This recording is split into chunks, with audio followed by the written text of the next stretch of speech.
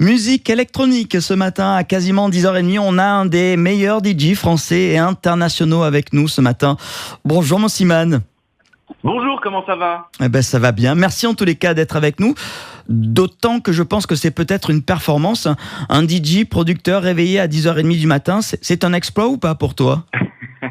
C'est une habitude. Ah. Je me couche très très tard et je me lève très très tôt tous les jours. D'accord, ok. Et ouais, c'est bizarre, hein, je sais, c'est Bah assez ouais, bizarre. parce que le monde du DJ, c'est surtout le monde de la nuit. C'est ça, le monde de la nuit. On dit que les oiseaux de nuit ne volent jamais le jour et pourtant, me voilà. Alors, en préparant cette interview, j'ai vu que, comme le classement Forbes des personnalités les plus riches, il existe aussi un classement des 100 meilleurs DJ mondiaux. Tu as été 6 fois dans ce classement. C'est quoi les critères? La qualité des productions, le nombre de festivals, les clubs où tu passes? Eh bien, rien de tout ça malheureusement, ou heureusement, je ne sais, ou je ne sais pas. Non, c'est simplement c'est le public. C'est le public qui a une fois par an le droit de vote pour désigner son DJ préféré. Sauf que c'est le public mondial, quoi. À la différence des Molières ou des Energy Music Awards ou des choses comme ça. Là, c'est vraiment le monde entier qui vote pour élire les 100 meilleurs DJ du monde. Je suis resté 6 ans dans ce classement. Et puis, c'est ce qui est déjà complètement fou, je te le cache pas. Et ça m'a vraiment aux portes de l'international. Alors, le Sud, tu connais un petit peu. Tu as fait notamment tes premières armes du côté de hier. Tu reviens souvent ici? Je reviens très régulièrement. J'ai ma maman qui est du côté de l'Accro. Et j'apprécie justement descendre, prendre un petit peu le temps. Tu sais, je suis vraiment mon cœur balance entre ma Suisse natale, le Sud dans lequel j'ai grandi, où j'ai fait une toute première soirée où j'ai appris à jouer, j'ai appris à faire de la musique, à mixer. Et puis Paris, où c'est un peu la folie, le brouhaha, où tout se passe. Ouais, ça change de l'accro, hein, c'est sûr. Un petit peu. Moi, je me souviens d'un Maritima Music Tour avec nous à la Halle de Martigues. Voilà, un beau moment avec toi. Alors, tu es avec nous aujourd'hui parce que demain, tu es à Aix-en-Provence et à Vitrolles. À Vitrolles, notamment au cinéma CGR, pour présenter un documentaire sur les coulisses de ton show à l'Olympia et le concert. Ça s'appelle Outside the Box. C'était un concert que tu avais fait en novembre 2022, hein, c'est bien ça? Absolument. Oui, dis-moi, pardon. D'où est partie cette idée? Elle vient de toi? Alors non, figure-toi que j'ai toujours été un petit peu, je vais pas dire réticent, mais j'avais un peu de mal à me dire, ok, je suis quand même encore jeune, faire un documentaire. Je trouvais ça un peu, tu sais, mégalo.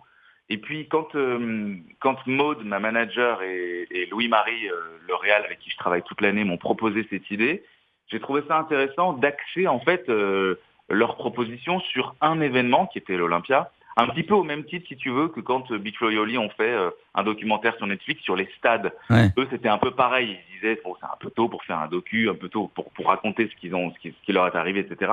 Et je crois que c'est pareil pour moi. Et du coup, je trouvais ça intéressant de montrer, finalement, au sein d'un documentaire, la difficulté que c'est de préparer un concert. Et puis, j'allais dire la promesse de vente, mais dans l'histoire, dans le pitch, si tu préfères, rien n'est prêt 3 semaines avant. Mais c'est pas une blague. D'accord. Non seulement c'est pas une blague, mais en plus on a les images pour le prouver. Ouais. Et donc pour les gens qui sont un petit peu anxieux, qui sont très organisés, ne venez pas voir ce documentaire parce que travailler dans l'urgence ça a du bon, mais ça a aussi on perd quelques cheveux quoi. Ouais, travailler dans l'urgence en radio, on connaît aussi Mossiman. Le projet n'était pas facile à monter? Le projet était très compliqué à monter parce que comme je suis un peu fou, j'ai voulu faire appel à plein de corps de métiers différents. Il y avait des vidéastes qui retransmettaient en direct. Il y avait des créateurs qui faisaient des tours de magie en direct pour pouvoir rendre le show plus atypique.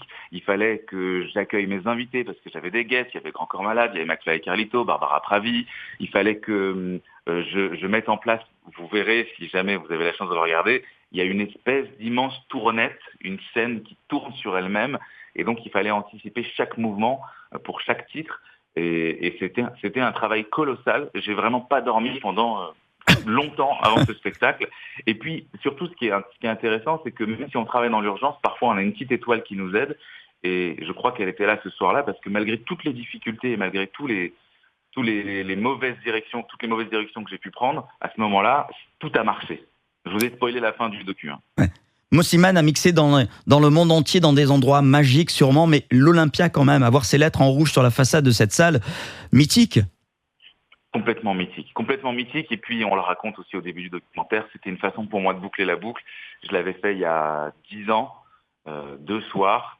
Et c'était, tu sais, cette fameuse période qu'on connaît un peu plus, qu'on connaît mieux d'ailleurs aujourd'hui, quand on voit les jeunes qui sortent des émissions comme Starac, The Voice, ils sont un peu pris dans une espèce de tumulte et tout va très très vite.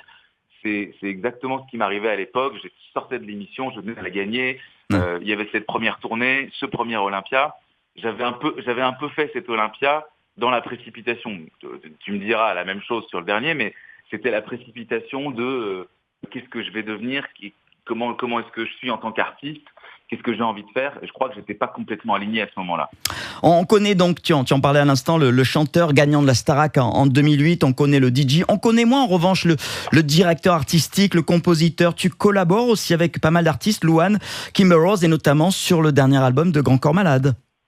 Absolument. Ça, c'est vraiment une passion que j'ai.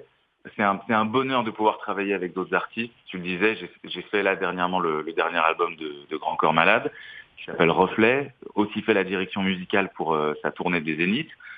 C'est une manière pour moi, si tu veux, de pallier à une passion qui me fait vibrer depuis toujours, qui est la variété française. Tu as cité ces noms-là, mais c'est vrai que pour moi, j'élargis ça même à la pop française. Tu vois, je travaille aussi avec des artistes comme Bébé Jacques, je travaille avec Kemler, qui sont aussi des poètes, Kemler qui est marseillais d'ailleurs, qui sont des poètes, qui sont aussi dans des styles peut-être moins variétés, mais j'ai le sentiment que j'ai besoin de ça pour m'épanouir, pour savoir où j'ai envie d'aller et pour savoir aussi ce dont je n'ai pas envie parfois. Et puis ça permet aussi quand même de toujours rester en activité, de toujours avoir des idées, de toujours se remettre en question aussi. Et puis, un dernier truc, prendre les risques pour les autres, toujours plus facile. Ah ouais. Eh ouais.